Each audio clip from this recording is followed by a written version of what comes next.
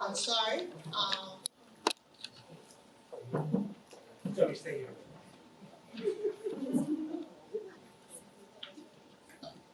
Good evening, ladies and gentlemen. Good evening. I just needed to come to the mic. This is off the program. I needed to come to the mic just to let everybody know that Mrs. Glenn, our treasurer, she wanted to be here so bad. She's responsible for this beautiful occasion, the program. She worked diligent to get this together. And unfortunately, she could not make it. She had an emergency, but her heart is here. So I'm asking everybody here in this room to send up a prayer for her and her family. Thank you so much. Praise the Lord, everybody. Let us pray. Almighty and awesome God, our Father. It's now again, God, that we come before you as a family. A small tribe of us have gathered together tonight, God, to show our appreciation for those of us that have stepped out of the box, that have made preparation, have given, have shared their own way, God, in the lives of so many others. We thank you, Lord, for the spirit of perfection. God, we thank you, oh God, for the spirit of transparency. God, we are transparent this evening as we gather before you. God, we pray tonight that you continue to bless these young folks. Give them the mind and the energy and the desire to move their lives forward. Then, God, some of us that are not so young, that have been on the battlefield for a long time, bless us, God, as we continue to beat the marching drums. God, help us, Father God, to be that which you have us to be as you ignite us to a new place. Bless this movement, bless this function, bless these leaders. God, bless all that are gathered here. God, we are better together than we've ever been before. But God, put the spirit in us tonight that we won't turn on each other, but we'll turn to each other as we move forward in this glorious movement. God, let every heart be happy, let every mind be focused, and God, let us be intentional about everything that we say and do tonight. This we ask in your name, Jesus' name, and all of us did say, amen. Thank you, Pastor Hart. And thank our president for letting you all know that I was not in. Those are some real shoes to have to fill. So I am Laura Richardson, the Executive Director for Women of Veteran Affairs, and I am here tonight instead of Ms. Glenn in order to move this program forward. Thank you. And with that being said, we will have our Pledge of Allegiance by Ms. Lakeisha Grant, our Women of Veteran Affairs Secretary, followed by the National Anthem. Please stand.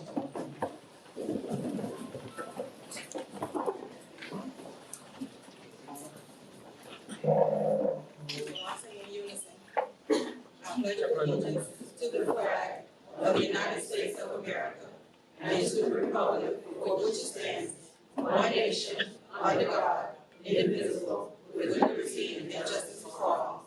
You may now be seated. Please raise your hand.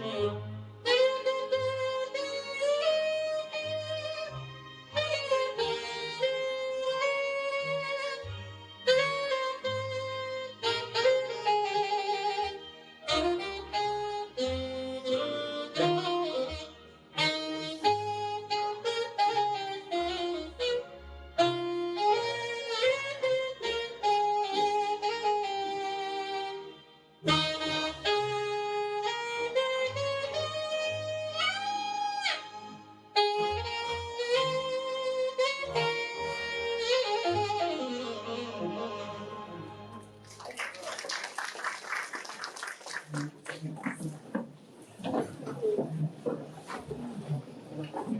know that you all felt welcome when you walked through the doors because that's the Wova style. But at this time, we will extend a more formal welcome and occasion by Ms. Yvette Johnson. Good evening to our distinguished guests, family, and friends.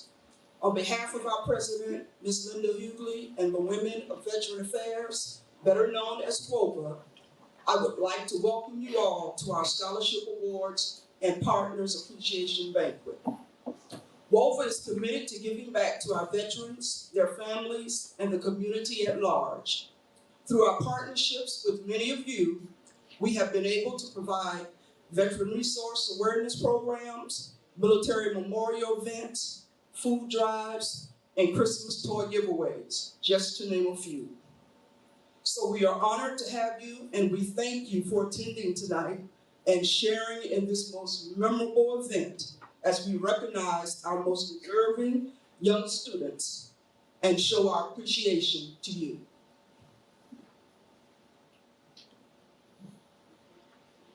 Now, don't y'all feel welcome? Yeah.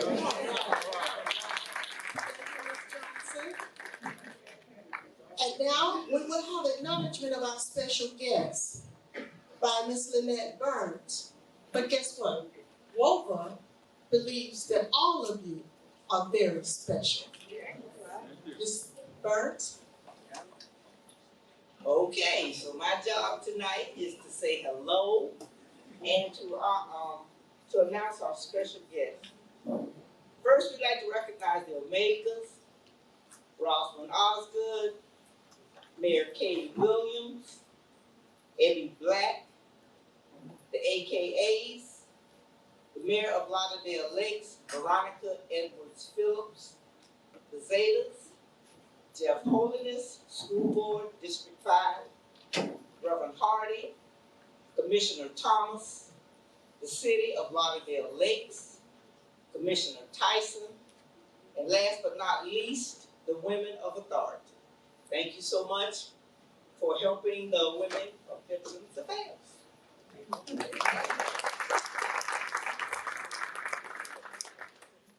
Now, don't y'all feel special? All right. And moving right along, we will have our welcome to the city by Vice Mayor Colleen Maxwell Williams. Before I say anything, I didn't hear my name mentioned in that welcoming. Okay, I was here. Thank you. Let me welcome myself, Colleen Maxwell Williams. Thank you. So good evening, everyone. I wrote a little speech, so bear with me. Greetings to our Lauderdale Lakes residents and to all the visitors, and I hope everyone is doing well today.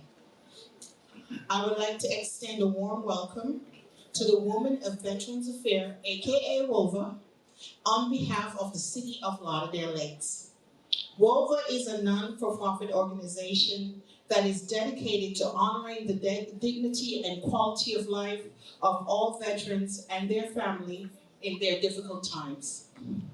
This is WOVA's first scholarship award and partner appreciation, and it's a proud moment for me that they have chose to host such an event in the City of Lauderdale Lakes.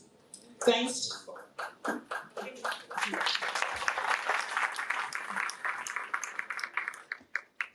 to everyone that is here in support of WOVA hard work for the veterans. Congratulations to all the scholarship awardees, and I wish you the best in all your future endeavors. In the word of Martin Luther King Jr., don't allow anyone to make you feel that you're nobody.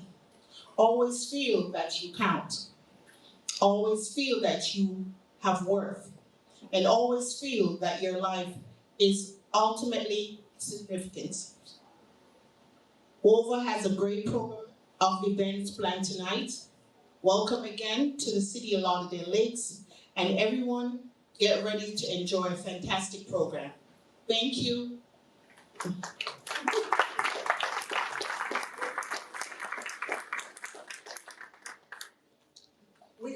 put her on as our special guest because we knew when she came up here, she was gonna tell you who she was. So, we have a great support in our vice mayor, and Wover really appreciates all that she has done for the organization. And now, we will have greetings from another City of Lauderdale Lakes, the mayor herself, Ms. Veronica Phillips. Thank you so very much. Good evening, everyone. Good evening. I am Veronica Edwards Phillips, the mayor of the great We Care City of Lauderdale Lakes, and I am so honored to have been asked to come to give you greetings tonight. As the mayor of the City of Lauderdale Lakes, I also want to welcome you to our great We Care City and to let you know that whatever we can do to help WOVA in its mission, as our vice mayor has already said, that we will be here for your support. Our vice mayor has already given the mission of WOVA, but I want to say a few things to our graduates and to our scholarship recipients. Education ingrains civic and social responsibility among everyone. Therefore, in order to bring unity, education is a means for emotional integration. We cannot do without any kind of education. Education is an essential aspect of human development. Education is a means of achieving a world of peace, justice, freedom, and equality for all. Thus, education is extremely necessary for all. No good life is possible without education. It endorses the intelligence of human beings, develops skills, and enables everyone to be industrious. It ensures progress. Education has channelized the undeveloped capacities, attitudes, interests, urges, and needs of all individuals into desirable channels. The individual can adjust and modify his environment with the help of education. In a democratic country, education is necessary for all citizens. Unless all citizens get an education, the democratic machinery cannot work. So we may emphasize that the problem of equality of educational opportunities is a formidable one. And with the rulings that have come down from our Supreme Court, young people, I want you to be so diligent and so aware and so woke of what's going on as far as your education is concerned. I want to congratulate all of you all and to let you know the City of Lauderdale Lakes always welcomes you. And on behalf of myself, Mayor Veronica Edwards Phillips, Vice Mayor Carleen Maxwell Williams, Commissioner Sharon Thomas, and Commissioner Tyson Caldwell, we want to let you know that we love you. The best of luck and Godspeed.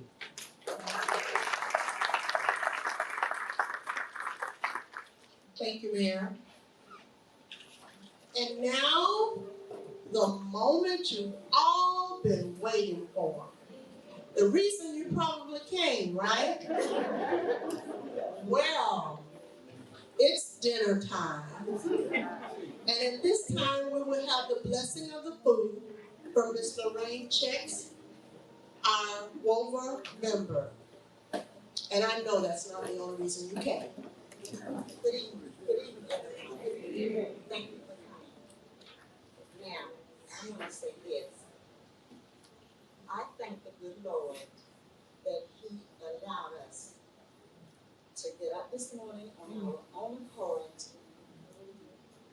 and we are still in our right mind. Thank you. Now, I want to say to the students and the parents of the students, I'm asking that God guide you all, guide your steps, and that He keeps His angel around you all when you go away to school. Okay? Now, I want to bless the food now. Heavenly Father, we thank you for all that you've given us and all the blessings you've given us. But now we thank you for this food that was prepared for us. Bless the hands that cooked and bless those that are here to enjoy it. And please, God, please let them go to school and come back safe and sound. These are the blessings we ask in your name. Amen. All right, we're going to move right along with our program. We don't want to keep you all here all night, but we do enjoy your company. I have the distinct honor and pleasure of doing the introduction for our speaker tonight. So I hope that you all are enjoying sharing in this occasion with us here tonight. And as I said, I have the distinct honor of introducing a great woman of God, the community, and the political arena. Some call her Reverend, some Doctor. I was told that when someone earns a degree, you should acknowledge it. Amen. Therefore, Reverend Dr. Senator Rosalind Osgood.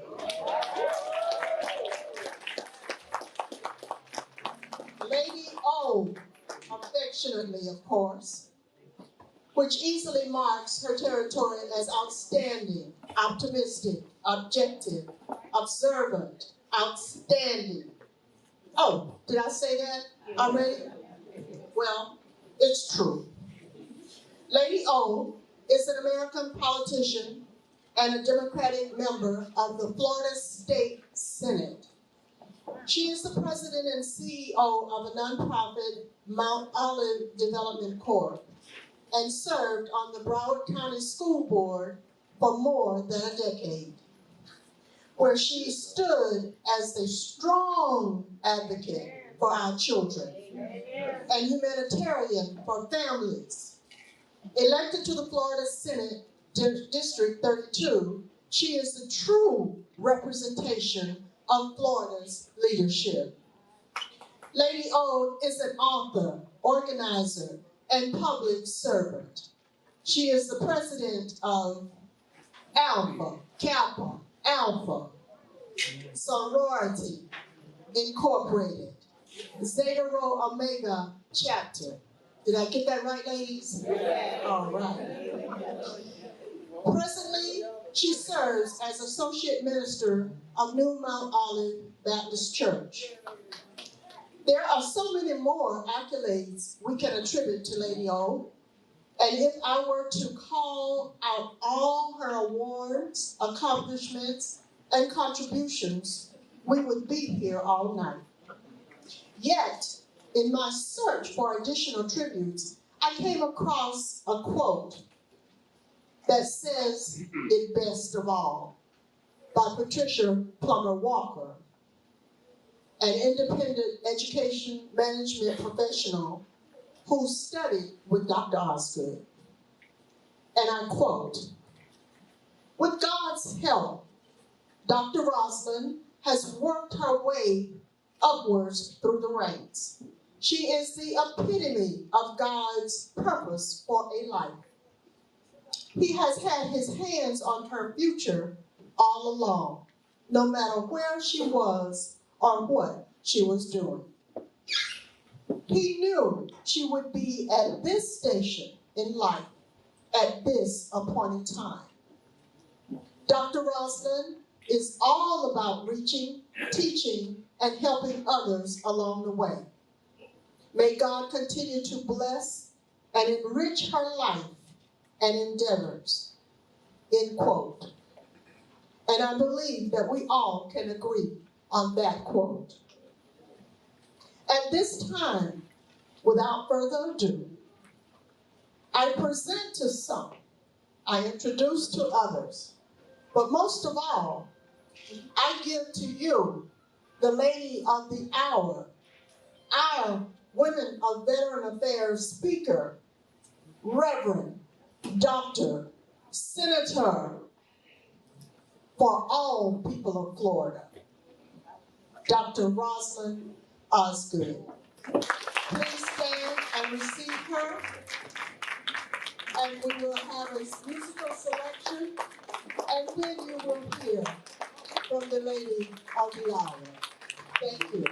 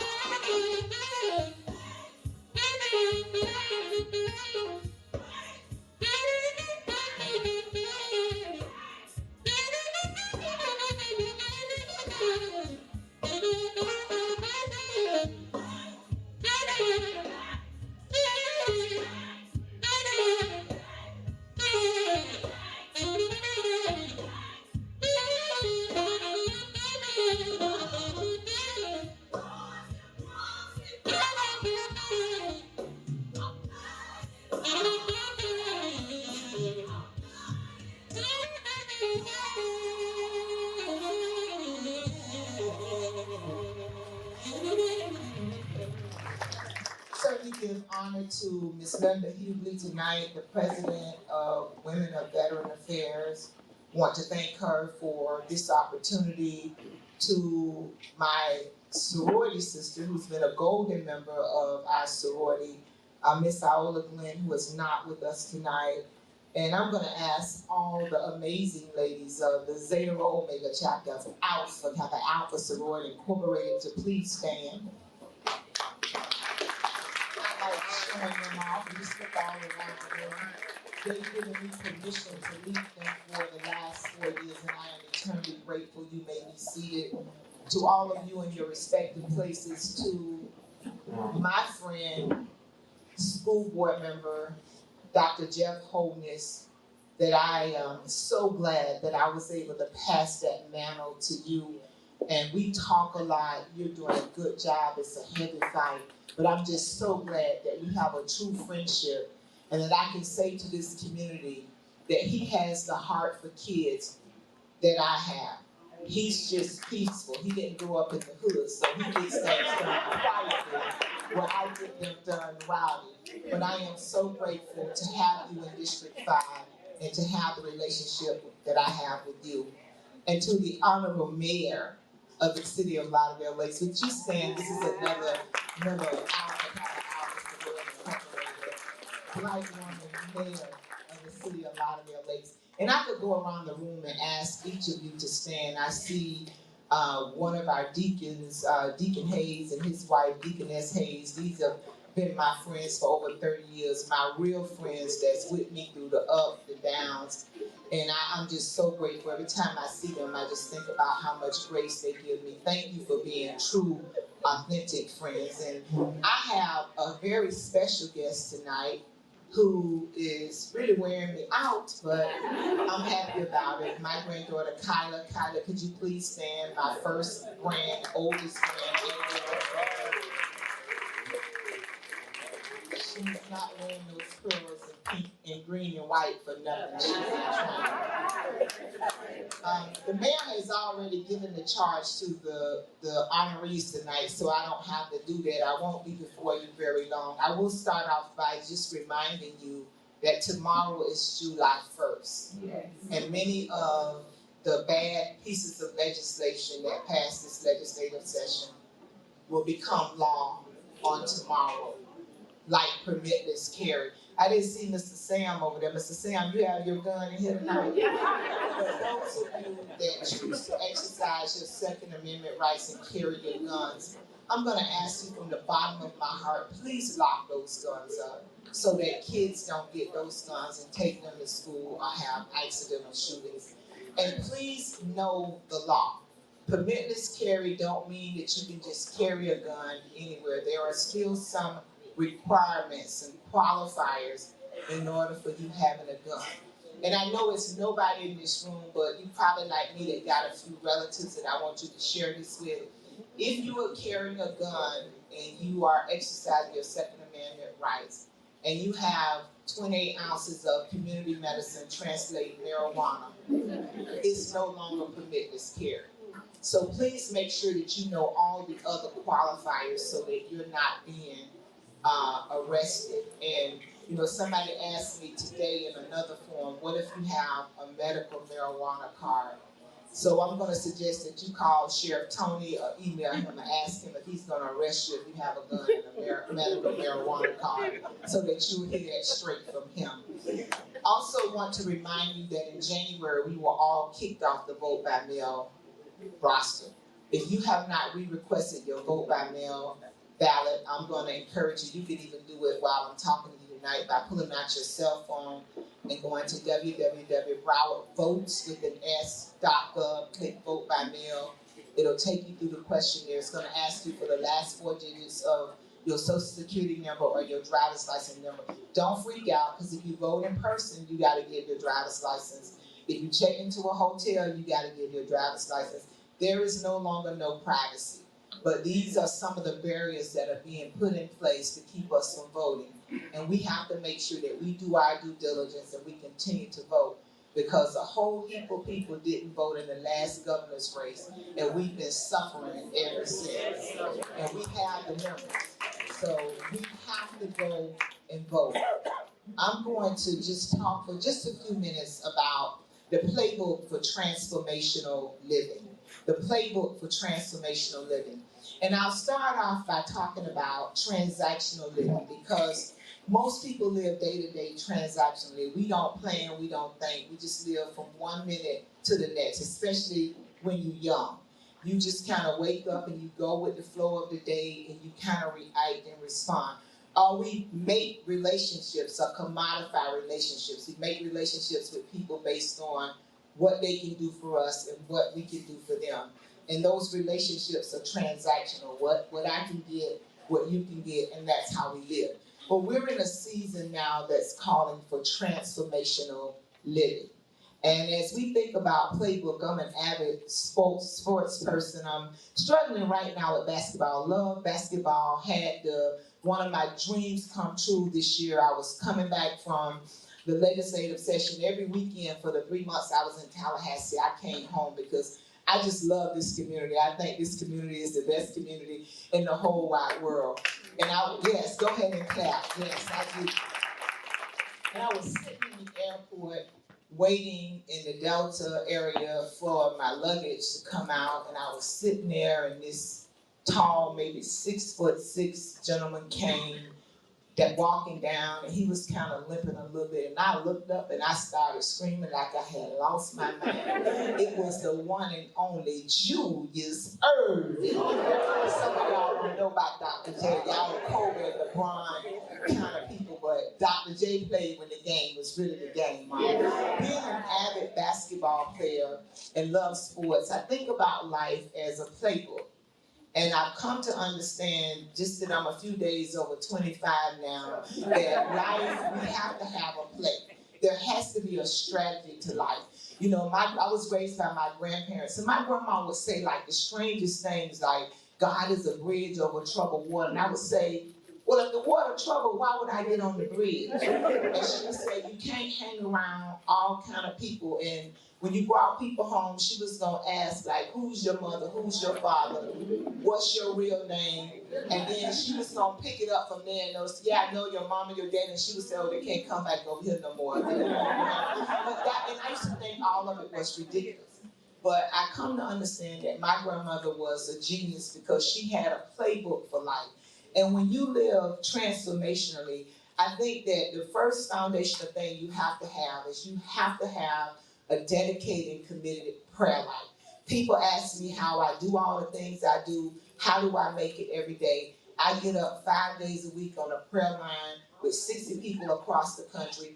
Anything I do, there's going to be a measure of prayer, right, Sarah? 7:08, Wednesday and Friday. But it is so serious that we have some kind of relationship with God. And let me just say to the young people, I grew up very confused about God because I would go to religious settings and I would see people be one way and then act another way. And then they would tell me like God was going to get me for like everything that I did that was bad.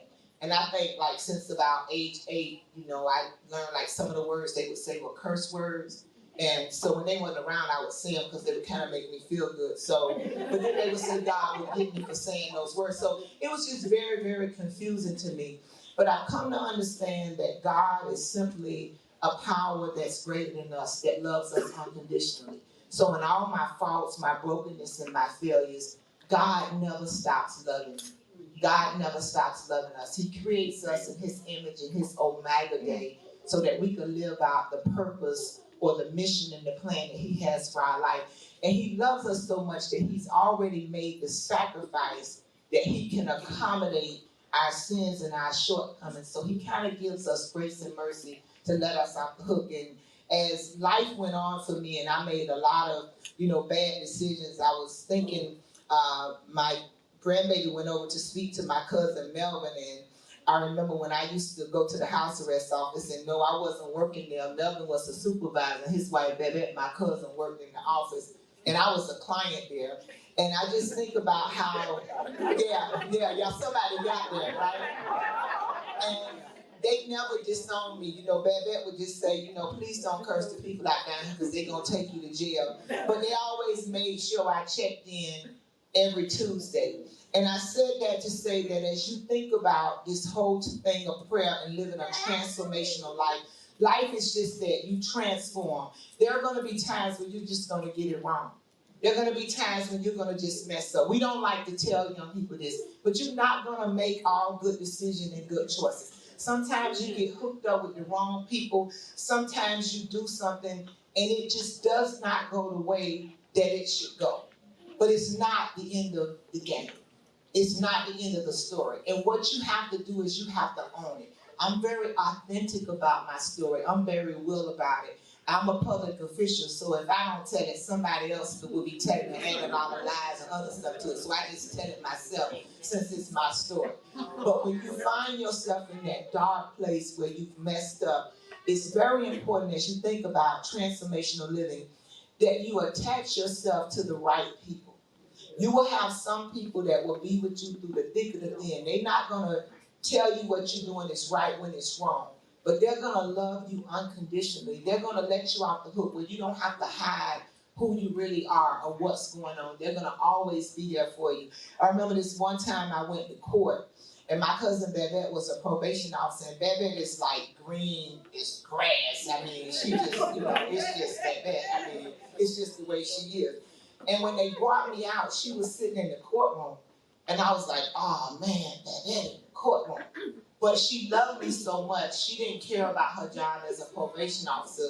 She was there supporting me, telling me, that I gotta get my life together. And now when I want anything, AKA, she got like 4 exhibit halls of AKA stuff in Melvin's Cowboy House that's purple and gold, but it's a whole heap of AKA stuff, and now I can just go shop in Babette's house for free and get whatever I need. But the people that you have around you are very important. And people are gonna come and they're gonna go. And some of our most difficult challenges is a people problem.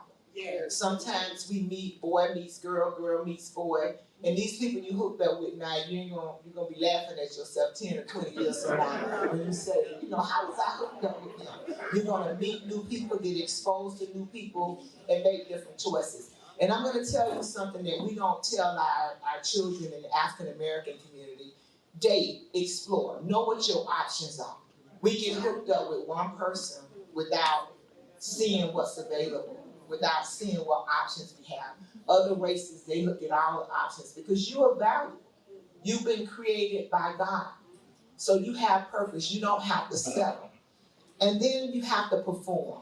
We live in this era of social media. I'm a millennial born in the wrong generation. So you have like all the old people on Facebook, and then us young people, we're on Instagram, Snapchat, and Twitter. And, everything on social media ain't real. As a matter of fact, if you take a social media class, they'll tell you that you put on social media what you want your life to be. We have a lot of reality show people on social media. TV is entertainment.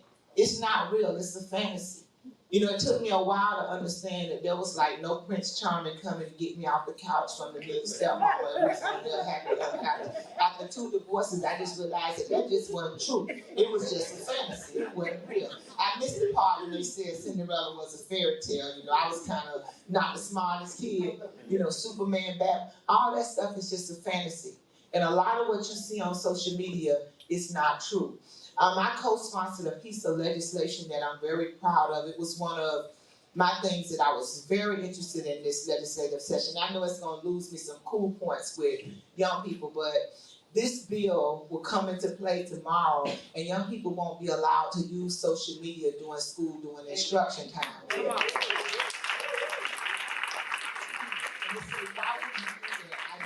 I did that because I was on the school board for 9 years, and I saw many kids being bullied, harassed, crying, having fights off the bus, going, meeting in the bathroom. All kind of things go on social media. Somebody don't like somebody's page, somebody say this, and somebody interprets that they're talking about them.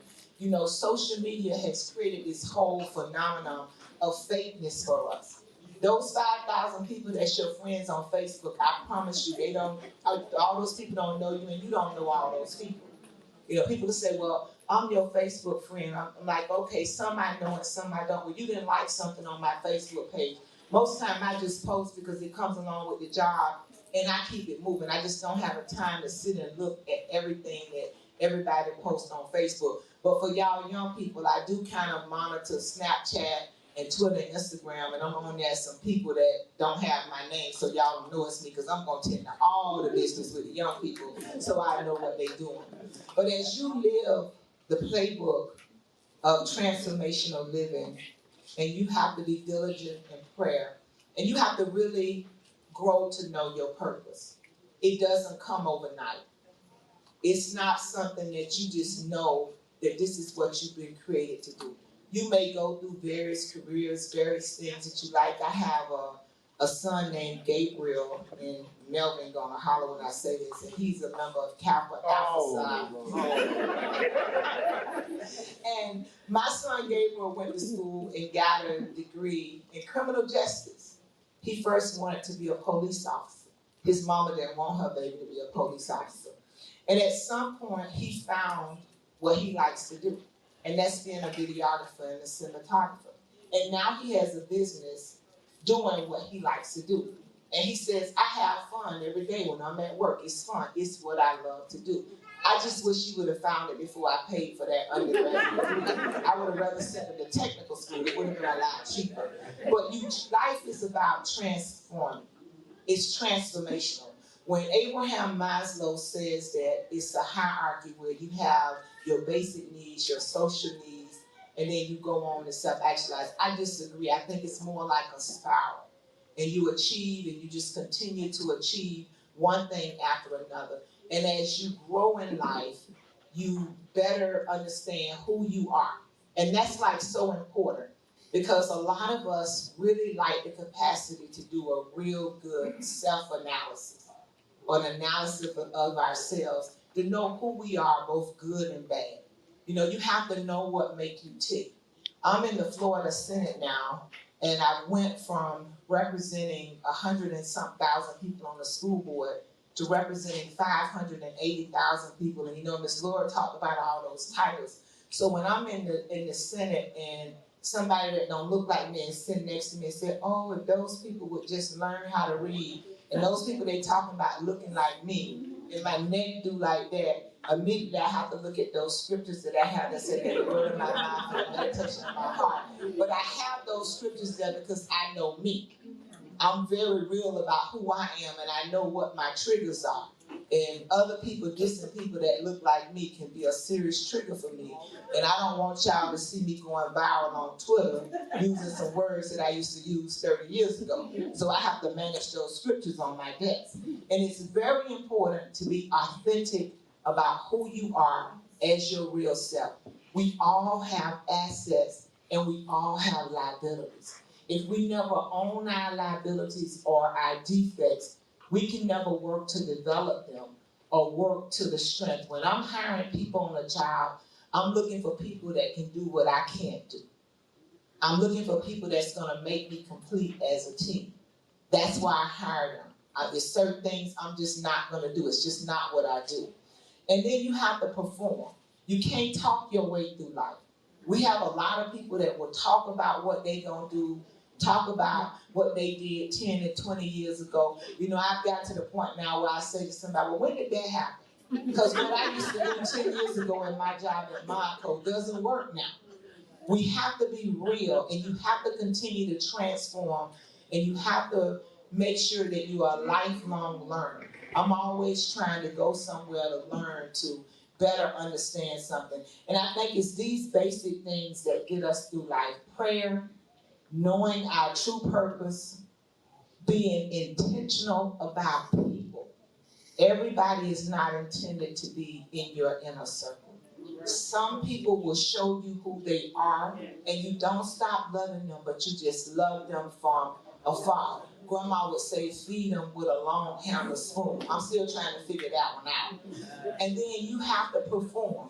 If you're in school, you got to turn your work in.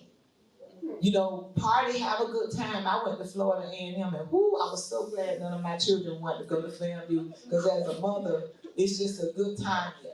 But you still can achieve. You have to understand what your priority is, and you have to perform. If you got a job, you have to go to work on time. If you cuss out the boss, they're going to fire you, even if they're wrong. There are certain things you just can and cannot do. And then you have to be grateful. Every day that I wake up, I'm grateful, because COVID taught me that life is not promised. I'm going to a funeral tomorrow of a young man, Rosby Glover, that we all worked together for many years. Young brother. So every day that God gives us breath, we have to take advantage of it. And I think if we focus on transformational living, it helps us embrace ourselves. And we do what we need to do to be better people, to be more loving and more kind. And then we commit ourselves to service. Transformational living is beyond you as an individual. It's a bigger picture. What are you really doing to make a difference? Or are you the one that's causing everybody else to have high blood pressure because you whining and complaining and criticizing all the time? What are you really doing to make the world a better place? If God blesses you to be an entrepreneur, what are you giving back to make a difference for somebody else? And sometimes it's not about money. It's just giving somebody a smile. giving somebody a word of encouragement. And then you have to work about sustaining yourself. You know, many people in my generation, in the older generation, they just worked forever, all the time, you know, without a sustainability plan because they made the sacrifices for us to have a better life. But it's okay to have self-care. It's okay to take trips out of the country, especially if you funded them. You know, y'all young people like to go on these big trips and they want mom and dad to fund them. You know, my kids have to fund their own trips. But whatever you want to do, you can make it happen. And as I close, as I was thinking about what I would say to you tonight, and loving sports the way I do, I thought about the Miami Heat, when the Heat was on the top of their game, when they had LeBron James, Chris Bosh, and Dwayne Wade. And they had this play that they would run and they would call it the triple threat. Now, I know Linda can play basketball because they used to beat up on us at Fort Lauderdale really bad when we was in school. But when you have the triple threat, you have three players that can get the ball and you don't know if they're gonna pass the ball, if they're gonna shoot the ball, or if they're gonna dribble the ball. And as you build your portfolio, always position yourself to be a triple threat. Always make sure that you have a skill set, that you have an attitude that makes you flexible, that you can adjust, that you can go from one way or the other. Because life happens. Every day in life ain't an easy street. And when he had those three players, if one of them had the ball, it was almost impossible to do defense against them because you couldn't read what they were going to do. If you set your defense up in a zone, they was going to shoot. Anybody know if somebody playing you in a zone, you shoot them out of the zone. If you went man to man, they was quick. They could fake or they could pass the ball. Every now and then, you got to pass the ball. You got to have a success entourage that you can hand that ball to sometimes to take that heat off you for a little while and give you that ball back. And as I continue to think about this, I started thinking about when Phil Jackson would coach any team, why he was so successful. And he would use this triangle offense. And when you use the triangle offense, you have three players set up on the power side of the court where the ball is. But then you have two men, a guard and a wing on the weak side of the court, just in case you get trapped on this side of the court where the ball is playing. You can swing the ball to the other side and they can work it around back to you. And sometimes in life, you may try something and it may not work. And you might have to throw the ball around a few times and let it come back to you where you're in better position. Everything in basketball is about positioning the space between you and the other player. I was a post player in high school, so I've been like 5'11" since like 5th, 6th grade, you know, getting bullied, calling Miss Banana, Miss Pancake. No guys was asking me out for a date. But oh boy, when I see them now, yes, baby. But in the post, I had to be conscious of the three-point line. And I had to make sure when the ball was passed to me that I caught it. If I can't catch the ball, I can't score. And education gives you the skills that allows you an opportunity to catch many balls, whether it's college, whether it's technical school. And I'm going to encourage you to take your time. Don't rush through. If you could stay at home the first 2 years, all 4 years, stay at home. You need the family support. The world kind of makes us think that we grown at 18, but we're really not. Because you're not paying all your bills. You know, grown people pay all their bills, sleep on their own sheets, buy their own clothes. They ain't calling home for cash out. So, you're not. And the stronger you can stay in your base, the better quality of life. And just in case you mess up, you heard me talk about living homeless on the streets 33 years ago. There's always a way to come back. But you gotta acknowledge that things are not good, that they're going wrong. And then you gotta ask for help. That's one of my biggest strengths. I know what I know and I know what I don't, and I don't mind asking for help. And I think those things help us get farther along in life. And I wanted to come tonight and just be authentic and be real, because a lot of times people see me in all the things that God and this community allow me to do, and it's not an easy lift. You're talking about bully and harassment. Elected officials get bullied all the time on social media, all the time in the newspaper, and you can't respond to it. I've gotten to a place where I'm just not gonna chase lies. It's a lie. So why do you chase it? You have certain people have perceptions of you because what they think you are and what they think you should do.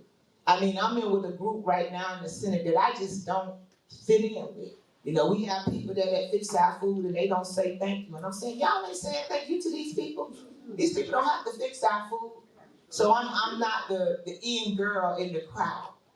But I have a basic decency and respect for people. And no matter what you do in life, always respect people and be kind to people. Because you never know who's going to have to help you. It doesn't matter where they are on the hierarchy. Because if those people are not emptying the garbage and fixing the food, I don't cook. So, and Janice ain't got to cook for me. So I'm just kind of dumb unless I'm calling. I was telling my sororities the other day, who cooking on July 4th? Because I need some food. So just learn to be kind to people and be appreciative. And really, really make sure that you're connected to a God. It's non-negotiable. Because there are some things that human beings can't fix. But I've never been in a situation that God didn't come through for me. Even when I mess up real, real bad, God always finds a way to allow me to reconcile and bring me back to Him. So we salute you tonight for your hard work. It's not easy graduating from school. People don't know the peer pressure you go through with school, all the rules that the state gives the school, the hoops you have to jump through, all the different things you have to juggle, even how you dress, how you wear your hair is all like a big deal every day in school, whether you're wearing name brand or not. And the list just goes on and on. Y'all nod y'all heads, so y'all don't know about this because y'all not, if you work in the schools, you know, but it's a real serious matter with our young people going to school. So for you to have reached this milestone tonight and be here getting celebrated by this phenomenal group, the Women of Veterans Affairs, and I have like a special place in my heart for military people, especially military women, because I know how hard it is for me working in the different male-dominated professions that I work in. I can only imagine being in the military with all those males and all the different tasks and things you have to do. So I salute, our women veterans, all of our veterans. If nobody haven't told you in a while, thank you for your service. And I apologize that you go and you lay your life on the line and you come back in our country, we disrespect you in such a way that we don't make the necessary accommodations to celebrate you, when many of you were literally with your life on the line trying to protect us and serve us. And that's something that we have to do better. That's why I love this group. And anytime they call me, I'm here. So celebrate tonight and know that if you keep doing the right thing, even if you mess up, start over and try again, you'll eventually get where you're trying to go. As those basketball players, when they run those plays, the ultimate goal is to get the ball in the basket. And many people play basketball and they never take the time to understand that the most accurate shot in basketball is the backboard shot. I see God as that backboard. And no matter what's going on, sometimes you just have to throw the ball up in the air and hit the backboard. And God have a way of navigating and guiding it to where it be, that He'll keep you scoring. Even when people say you can't make it, even when you know your resume does not qualify you for the assignment, if God is with you, then He's greater than the whole world against you. God bless you. Okay, so the first student that I'm going to call up is Miss Kenise Black.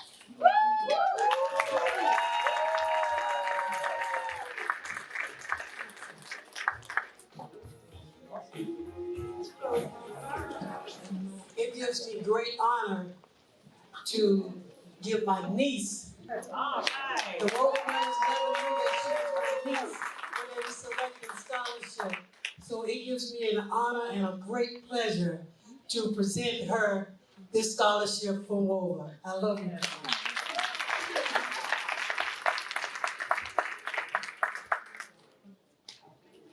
Great. Next, we're gonna have Miss Tainaya Saunders.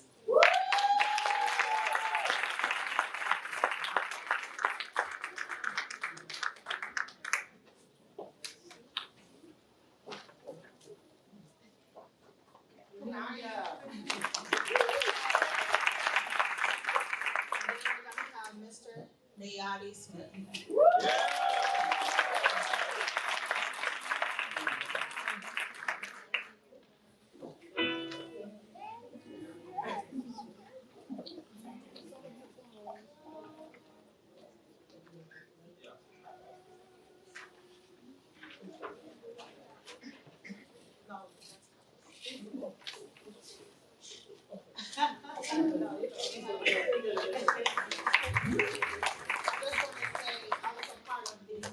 Committee that actually chose the students, and they did an excellent. I was very surprised.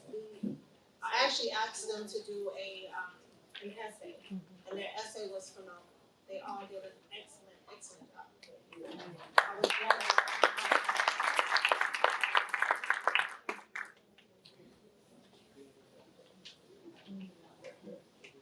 All right, since Ms. Laura's at her seat, I'm gonna go ahead and bring words of encouragement. And I'm gonna present to you Dr. Jeff Holiness. Give him a hand as he comes forward. Well, Dr. Osgood, you know I can't dance, right? So I'm not gonna move to that.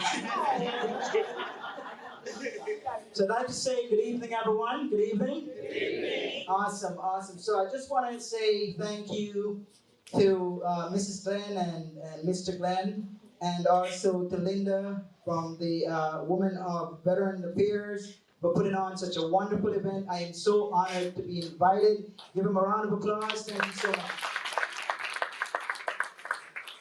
Now, I'd also like to recognize here today our men in purple and gold, our Omega fraternity brothers. Give them a round of applause. And our wonderful ladies in green, including Dr. Osgood, Alpha Kappa Alpha. Give them a round of applause. So thank you so much. And I'd also like to recognize the ladies in blue and white, the Zeta Phi Beta sorority. Give them a round of applause. Now, I just want to say that just a quick history of myself, and I was told I have 2 minutes, but you can't give a politician 2 minutes. You got to give us a little bit more time. But I would like to say that my background is I am an immigrant. I was born in Jamaica, and I grew up. Dr. Osgood, I didn't grow up in the hood, but I grew up on a farm where we had cows and goats and so on and so forth when I was a kid. And so I came here to the United States as a child. I graduated from Dillard High School. And Dillard High School and you know, back in the days when I graduated from Dillard High School, there was sort of a conflict going on with the New Yorkers and the Floridians, right? The New Yorkers had high top fades and the Floridians had bald heads. And you know, I just kind of kept mine in the middle, so I didn't have any problem. So I was friends with both sides. But I'd like to say, as far as my journey, I graduated from Dillard and I went to Florida Atlantic University, where I completed a bachelor's degree. I then moved on to Nova Southeastern University. I completed a master's in education, and I also continued further and completed a doctorate of education at Nova Southeastern University. I was a teacher for quite some time. I was a teacher in Broward County Schools for about 15 years. Got into administration for a couple of years. I've actually taught as well at Dillard Community School, as well as a few of the middle schools, Lions Creek Middle, Walter C. Young Middle, and in Pembroke Pines as well. So beyond that, I noticed that a lot of our kids, including my son, who is an ESE child, he has ADHD and auditory processing. And so I went on to open a learning center where I was able to help my son to succeed and to do better. What I'd like to say is, as an educator, it is really important that we look at our kids and that we identify their needs and we identify options that are good for them. It is also important that as parents that you are involved in your child's life all the way from pre-K, kindergarten, to the end of high school. Amen. You want to be able to be that parent. And I know, Ms. Johnson, I can be a pain, and you know that, right? I send a lot of emails. but you want to be able to be that parent who, even if your child is doing well, you have a meeting with those teachers. Because your child may be doing well academically, but not socially, not emotionally. So you want to still have a meeting with those teachers and have that conference so you can know how your children are doing. So even if they're doing okay academically, make sure you still have those conferences. And sometimes they say the squeaky wheel gets the oil. Sometimes there are additional resources that you end up having because you made those contacts and those teachers know that you were there. So I'd like to just recognize my mentor, Dr. Senator Reverend Rosalind Osgood. Give her a round of applause. And I can tell you this, Dr. Osgood, she supported me 1,000% when I was running for office. She supported me while I'm in office. She's on the K through 12 committee as a senator, and she supports me all the way. In fact, when I have tough decisions, and we've had many on the school board, if you've been watching the school board meetings, when I have tough decisions, Dr. Osgood would send me a prayer. And even when I'm going to the meetings, I get a prayer. I'm praying for you, Jeff, and she would have a nice detailed prayer, and I would read that and I'm motivated. So she's a friend, a dear friend of mine, and I am so happy there. Sometimes you have that handful of people who are there for you. Dr. Osgood is that person for me, and I am so honored to have her. So I'd like to mention a few things, and then I'll stop. My goal on the school board is to ensure that we're taking care of kids' mental health. We've seen a lot of that since the pandemic and since other situations that occur within the district, such as the school shootings and so on. I'd also like to, I'm focusing on closing learning gaps, and I can tell you parents, if you have pre-K through grade 3 children, pay a lot of attention to them.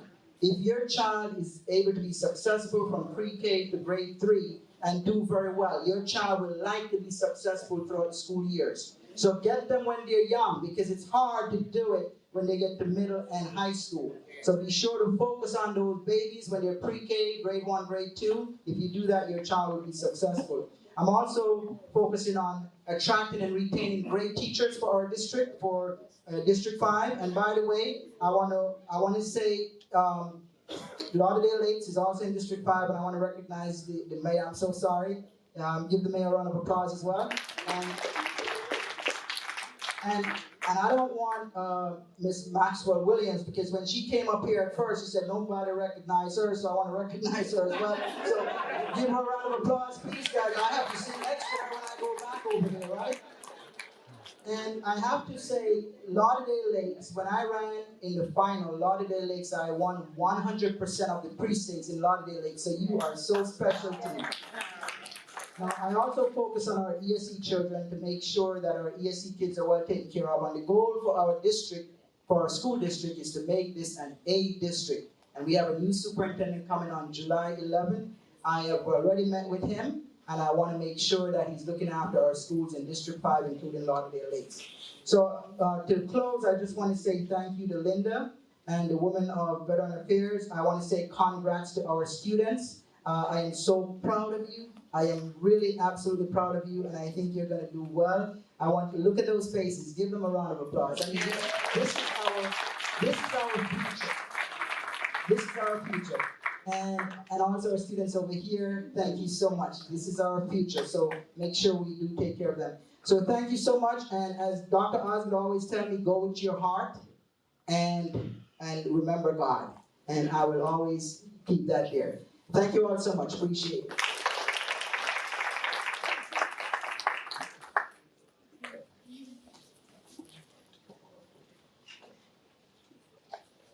Okay, y'all saw me fall down on my job there a few minutes ago, but that's all right, I'm back. Thank you all so much for being with us tonight. Thank you for putting up with me. And at this time, as we move forward in our program with our presentation of the President's Award and the presentation of sponsors and partners by our President and Vice President, and then we will have our remarks by our President. Thank you all so much for coming and gathering with us this evening, supporting us in our efforts. We truly appreciate you, and going forward, you will see that. Thank you so much, and have a good evening. Madam President.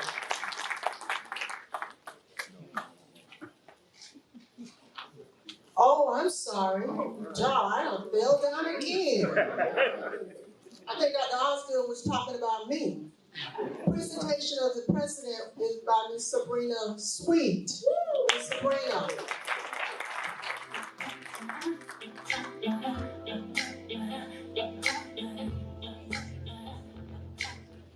Hello, everyone. My name is Sabrina Sweet. I think this was a setup. As an introvert, I'm last on the list. But I'm also a proud Navy veteran, and I'm very proud to be here with you guys today. I'm very proud of you guys and your accomplishments. Hopefully you'll do great things in the future. I know you will. It is my honor and my privilege to bring Linda Hughley Award. Not only is she president of WOVA, she's my president of WOVA. She's also my fellow veteran. And come on up, Miss Linda. I'm out of words.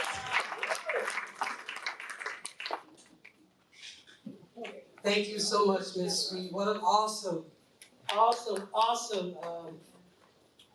presenting your president. And I just want the crowd to know it's not about me. It's not about me. It's always about the veterans. Always. My heart belongs to the veterans. Always. We maneuver life as veterans. We endure some things. We got damage on some things. And we're still damaged on some things. Half of us are PTSD crazy. I'm one of them. Cray. So, so be patient with us. Be patient with us. And when you see a veteran, please hug them. Tell them thank you for your service, because it's an honor for them to give up their life, and their family had to sacrifice their lives for us. So I want to have all the veterans in this room to please stand.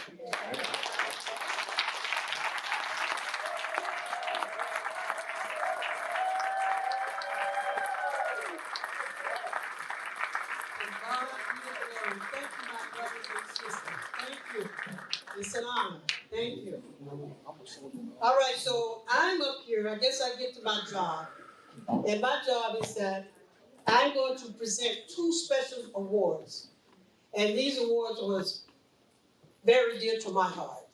I know we honored our scholarship, boys and girls.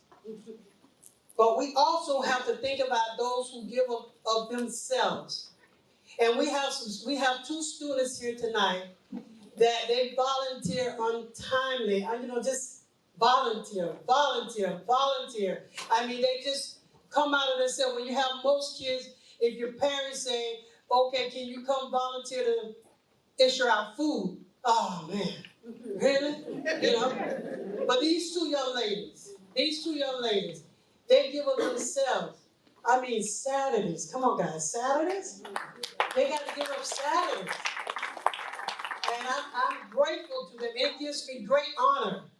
Trust me. It gives me honor to give our scholarship recipients theirs, but it gives me great honor to give of these 2 young ladies who have given up themselves to step out. They remind me of the veterans. They just stepped out of themselves. They gave of themselves, just like we did. We sacrificed. And these 2 young ladies did the same thing. They sacrificed. So I want to present to them the scholarship. It's a presidential scholarship. I'm going to ask my Vice President, Mr. Martin Toussaint, to assist me.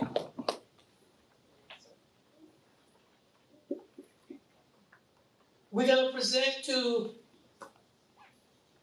Jasmine Thompson, and it reads, this Presidential Volunteer Service Award is being presented on June 30th, 2023 with my personal gratitude and heartfelt appreciation for your extensive volunteer hours of service to WOVA and going above and beyond the call of duty and to those who need throughout various communities. I present this award to Jasmine Thompson.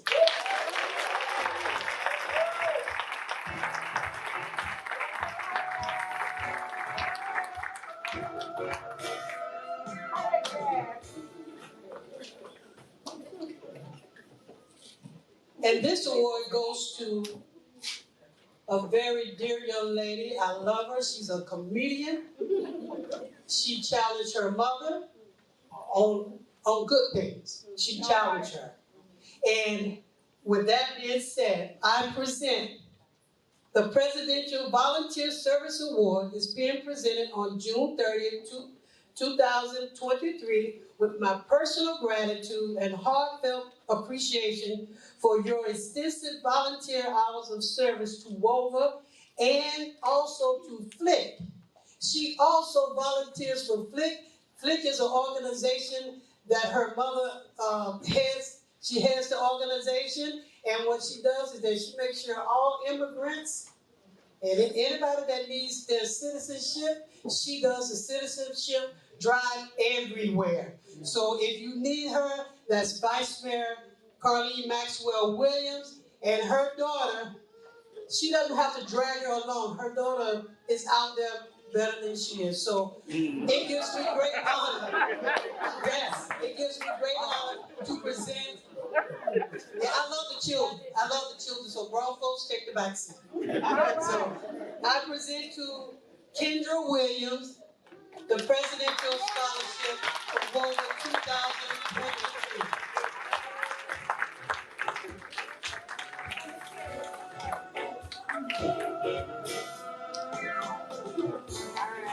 All right, as we move forward.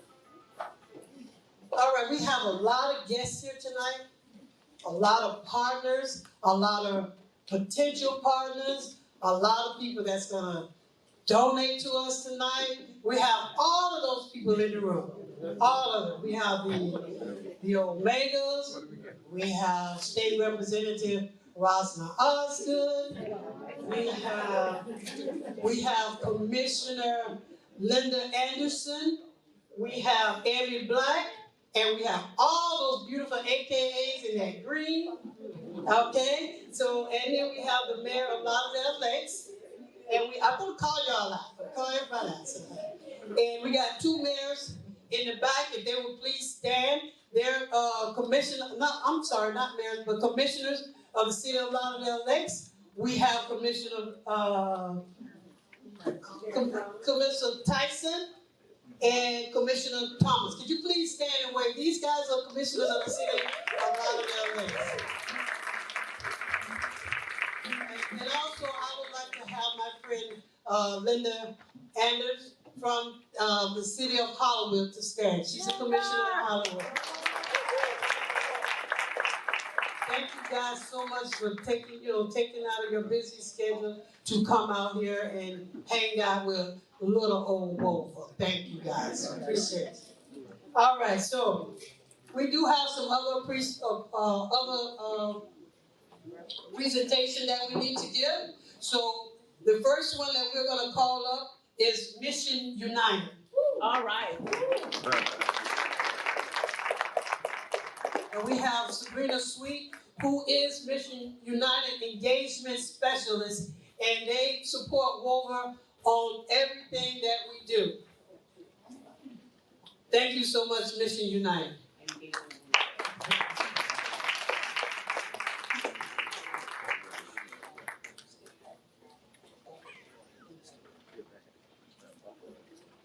Okay, we have a certificate for the Ed and New chapter of Omega Psi Phi. We have your plaque, so will one of you brothers come up and receive it. Thank you guys.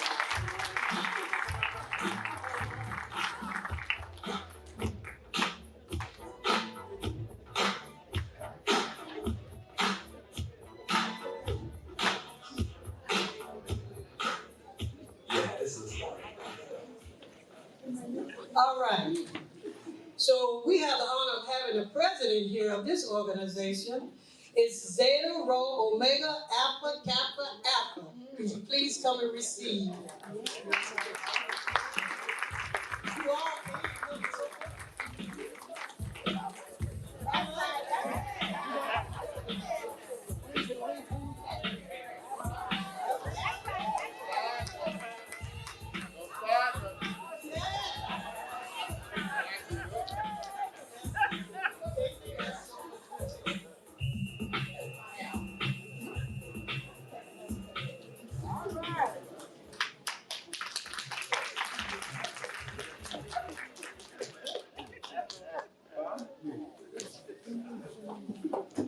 and this particular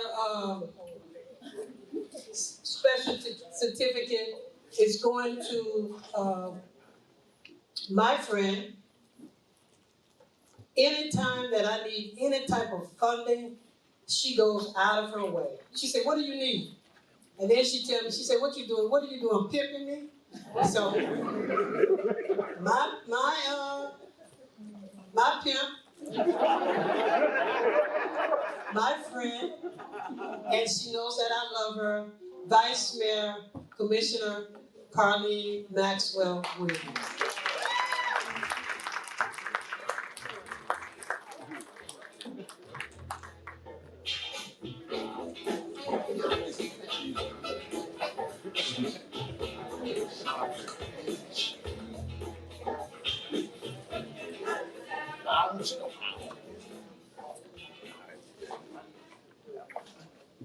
All right, we also have another certificate for one of the City of Lauderdale Lakes commissioner. He was, it's his anniversary, so he wasn't able to make it tonight.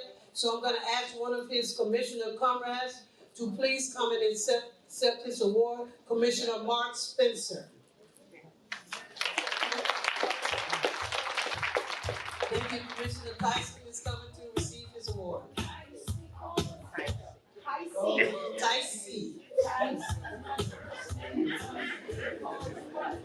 Tyson Caldwell.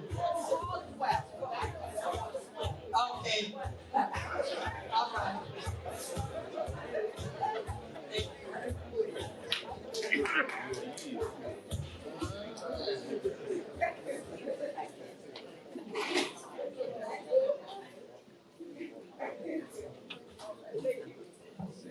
It gives me great honor to also to give this award out to the City of Lauderdale Lakes Military Advisory Board, in whom I am the president of the board, but we have members here that, where's Bobby?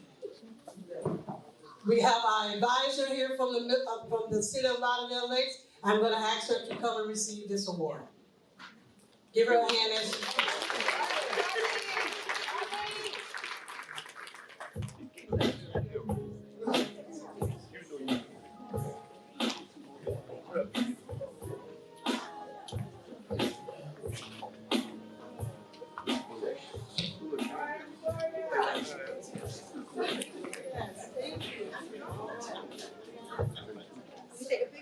yes. Oh, yeah. Gotcha.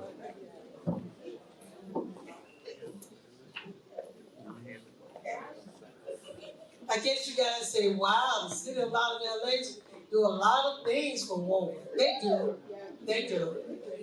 and I appreciate them. They really do. Not that you guys don't do, because you do, but I'm always pedaling around in their cities when I need a location to do some events and stuff. They always honor that with me, and I appreciate them. So it gives me great pleasure to give the City of Lauderdale Lakes a certificate of appreciation from WOVA. And I'm going to ask the mayor of this great city, We Care City, to receive this award.